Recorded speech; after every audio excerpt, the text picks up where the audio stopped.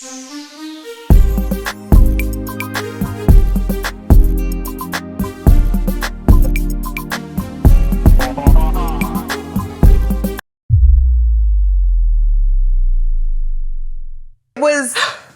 deep. Like, no, it's really make me cry. No, it's real. No, because it's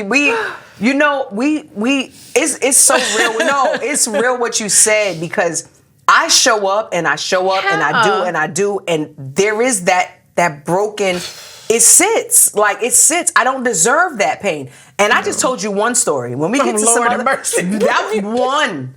So that man, there was like 10, 15 stories in that. So I just told you that was before the move-in. So imagine the move-in. Oh my God. I'm the videographer. When I'm hearing this stuff, and I feel so bad for you. Like, yeah, it's especially when you start crying, I'm like, look, man up. See, right there. No, you don't have to man up. You don't have to man up. No, but I know, but we are. Because in your mind, let me not cry, let me not get emotional. Well, I'm just saying, like, because I'm you trying to work? You. I don't want to cry just this soon, but I mean, I'm still a human, and just to hear these stories, this is like. I don't know, but do you know? I'm gonna pull up on him. I don't care who he is. But do you know there are men? You're taping this, right? I know you are. Okay, sorry. I just triple check.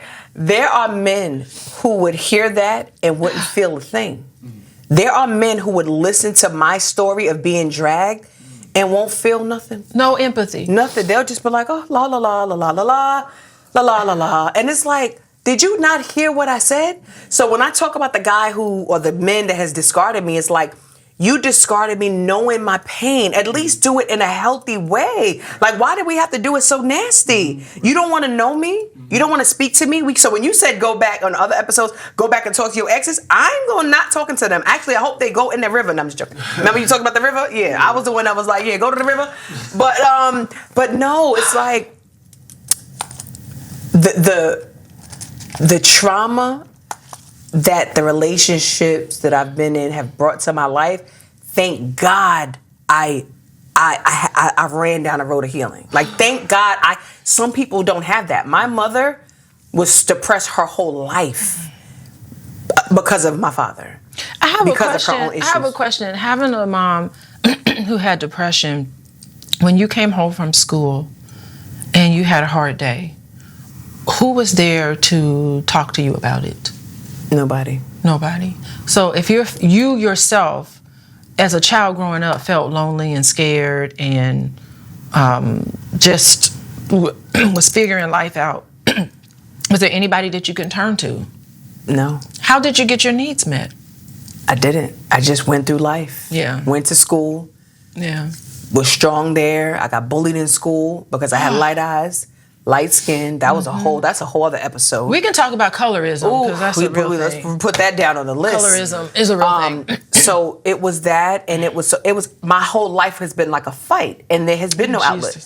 And then when I turned 18 and my father moved, even the little bit of daddy's girl that I was and feeling like I can go to daddy, then there's no daddy. So now you have, and then mother's not speaking to you. So now I have, so it's like, yeah. Where do you go? My question, have you ever had a healthy relationship? No. Ever? Never. Ever. No, I don't even know what that is like. Yeah. I don't know what a healthy relationship is like. I don't. I know what it's like from my heart and what my work showed me that it looks like when I look at healthy couples or when I read books or certain things. So I know what I know what it's like, but I've never experienced it. That is so interesting. Like, if I share a story about, okay, I was dating my first husband when we were dating, and he lived in Milwaukee and I lived in Chicago. I mean, I had nothing to share. We planned to go bike riding on Lake Michigan one summer, and he said he would come and pick me up at 2:00, and he showed up at 1:30. He was a half hour early, and I had to scramble and get my bike together. Like, that's the most of my story. Like, I wish that was my story. It's like, that's it. To my knowledge, it wasn't a lot of drama. But I'm gonna keep it. It was easy. But that's also why your practice is the way that it is so needed to. I hope I don't feel like out of touch. Like I hope people be like, Dr. Alicia is just out of touch with what's really happening with black people. But I think that you have a perspective that is necessary and needed because so some people would look at it like you're not as trauma informed. And the I darkness. studied it. I'm a second generation studying trauma. But I did not live it. But going through it, and feeling the feeling of it, unless you've been through that narcissist, unless you experience certain things, I feel like I'm qualified to go talk to someone that has been through that level of abuse because it is something that you wouldn't even you might come from it with a more traditional approach. There's someone who's experienced the darkness. It is literally dancing with the devil. It is really living with the devil. It really is.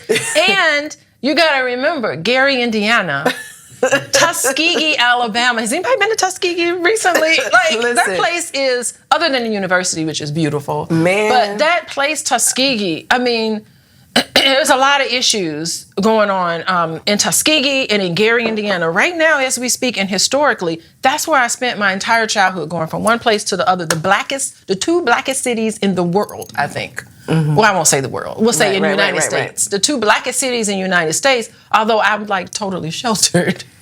Listen, she's talking about the man showed up a half hour early. He showed up a half hour early. I'm talking about my dude dragged me, cheated. He had a smile on his face. He had roses. Drama. Oh, Lord. And he took me out to dinner. We had a really fun time. That's the man I married. What about the good parts, though? Before, like, there was a process where in the beginning it was none of those things, right? So from jump, it was what it was every time. It was, let me tell you, narcissists, they want to ruin everything for you. So they're ruining birthdays, they're ruining holidays, they're ruining anything that's meaningful to you. That's why I said I've studied it. I've done a dissertation on it. Like, it's bad. It's bad. But and we could talk about this in future episodes.